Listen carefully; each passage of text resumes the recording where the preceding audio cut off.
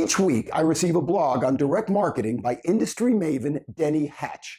Hatch's posts are packed with practical, proven ideas that improve my outreach efforts. Chances are you've been entranced by some of the techniques I learned and deployed after reading about them in Hatch's emails. Last week, it was a simple two-word phrase that caught my attention. It came from a New York Direct Mail Writers Guild luncheon that Hatch attended in 1982. The speaker was Dorothy Kerr, U.S. News and World Report's circulation director. Hatch says that this part of Kerr's speech changed his life. Kerr said, "If you want to be successful in direct marketing, watch your mail. If you see a mailing coming in over and over again, it's ipso facto successful. Save it, study it, memorize it, and steal smart."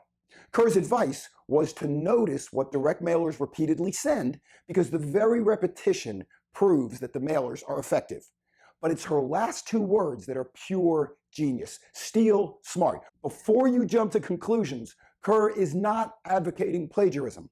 That verb is defined as the act of plagiarizing, the copying of another person's ideas, text, or other creative work and presenting it as one's own, especially without permission.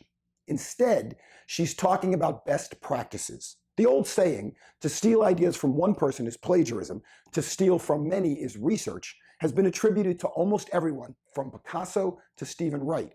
The musical satirist Tom Lehrer even wrote a song about the renowned Russian mathematician Nikolai Ivanovich Lobachevsky with these lyrics. "Don't shade your eyes, but plagiarize, plagiarize, plagiarize. Only be sure always to call it, please, research." Picasso, Kerr, Lehrer, and the rest of them all suggest doing what my friend Will calls swipe and deploy. Will's advice is to observe the best practices that successful people around you use and figure out how to employ those ideas to help you get what you want. This strategy is older than you might think, by the way. The Latin expression nanos gigantum humoris incidentes, or in English, dwarfs standing on the shoulders of giants, has been traced all the way back to Bernard of Chartres in the 12th century. 500 years later, it entered the popular vernacular in a 1675 letter by Isaac Newton, who wrote, "If I have seen further than others, it is by standing on the shoulders of giants."